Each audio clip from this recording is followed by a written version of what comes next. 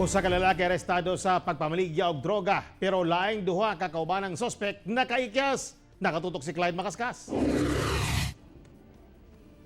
Detenado sulod sa selda sa El Salvador Police Station. Kining 34 anyos nga si Neftali Richard human maaresto sa kapulisan adlong Lunes sa gikasang bypass operation didto sa barangay Mulugan, El Salvador City. Nadamay lang matud pa ang dinakpan diyang nakaikyas ang mismong target sa operasyon nga si Rendon Batalya. Kinsa dugay na ang gipanidaan sa mga otoridad. Lakip sa mga nakaikyas ang usa ka Renato Vinosa nga kaubanan sab sa mga sospek. Pagtransak nato, nakamalay silang duha, nakadagan. Ang isa ra nga to ang nadakpan. Mas kinakaikyas ang sospek, malampusong nakahipos og ebidensya ang kapulisan.